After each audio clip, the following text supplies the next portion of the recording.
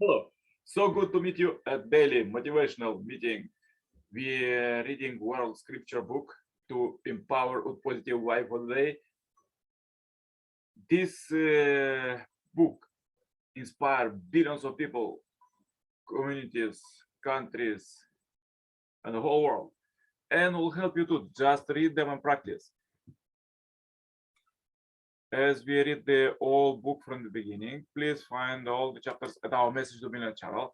And now let's read further about the greatest people in history, about Jesus cutting his disciples and training them for the kingdom. As Jesus was walking beside the Sea of Galilee, he saw two brothers, Simon called Peter and his brother Andrew. They were casting a net into the lake, for they were fishermen. Come, follow me, Jesus said, and I will make you fishers of men. At once they left their net and followed him. He who loves father and mother more than me is not worthy of me. And he who loves son or daughter more than me is not worthy of me. And he who does not take his cross and follow me is not worthy of me. He who finds his life will lose it, and he who loses his life for the sake of will,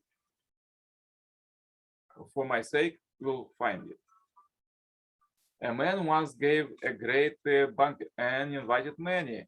And at that time, for the banquet, he sent his servant to say to those who have been invited, "Come, for all is now ready." But they all alike began to make excuses. The first said to him, "I have bought a field and I must go out and see it. I pray you have me excused." And another said, "I have bought five of oxen and I go to examine them. I pray you have me excused." And another said, "I have married a wife and therefore I cannot come."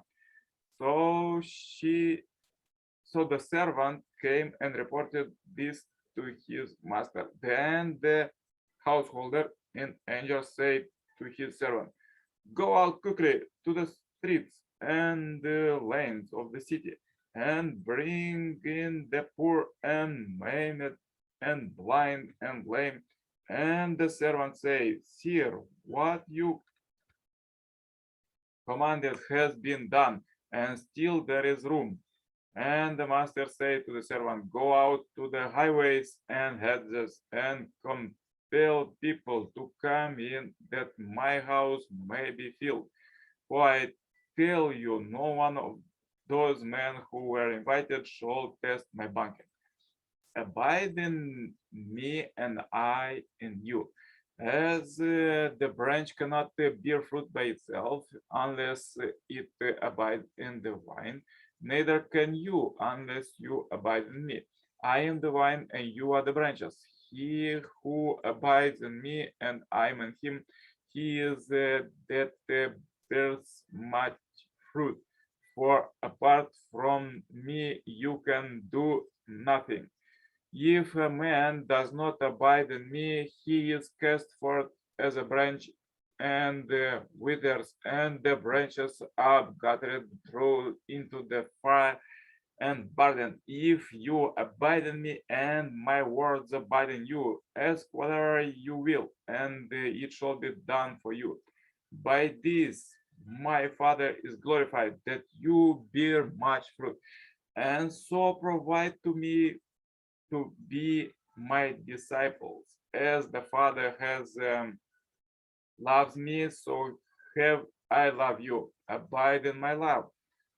If you keep my commandments, you will abide in my love, just as I have kept my Father's commandments and abide in his love.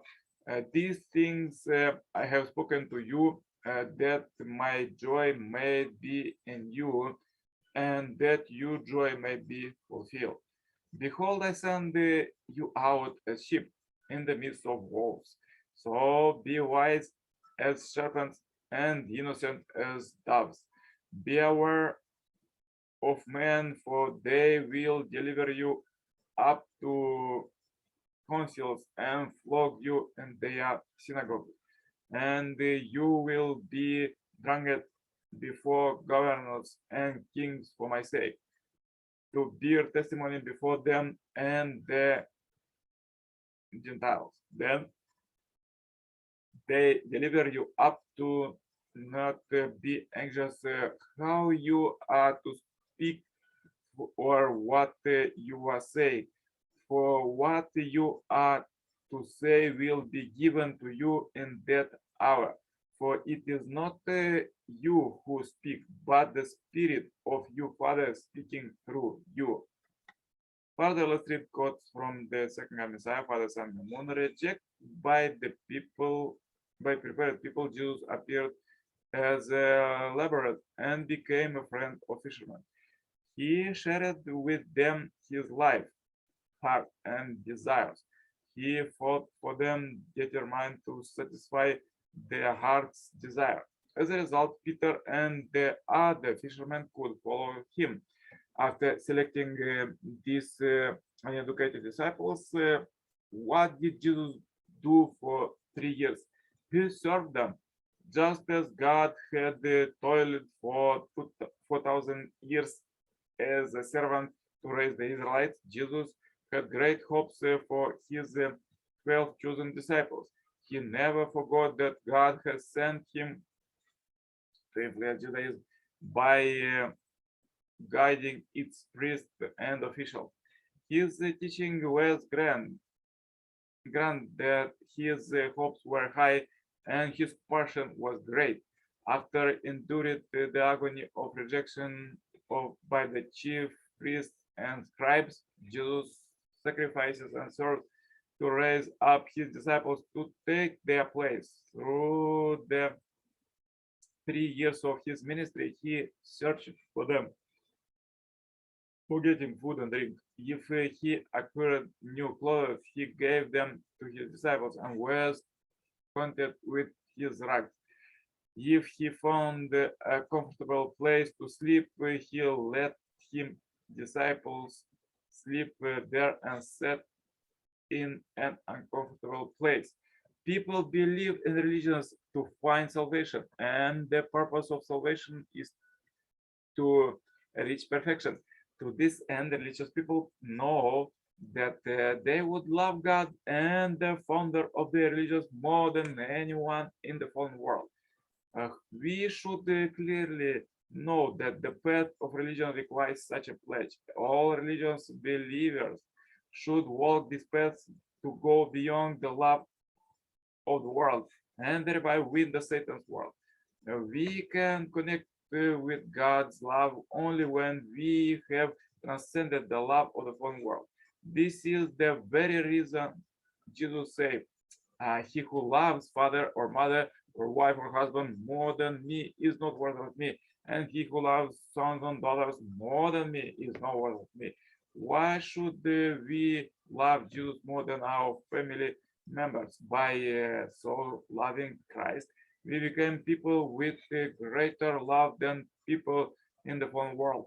And through our bond of love with Christ, we are entitled to enter heaven. Meeting this condition is a requirement of God's principles. Therefore, Jesus had to say these words. Hunger and suffering creates a bond of heart between us. Just socializing together while we wear good clothes and lead a comfortable life does not link us together. Rather, you and I should experience the misery of persecution and oppression, working day and night in difficult circumstances as we shoulder enormous burden of uh, fulfilling our responsibility. There is no way by build a bond of heart except through tears. You talk about a relationship of heart with Jesus or with true parents, but where can you find in except through suffering? There is no other way. When people receive revelations about Christ at the second advent or hear his words, they will respond in a way similar to the way Jews and Jesus they responded. God did not reveal the news of the birth of Jesus to the priests and scribes, but to gentle astrologers and pure heart shepherds. This is like the case of a father who, due to the ignorance of his own children, has no confidence in his stepchild.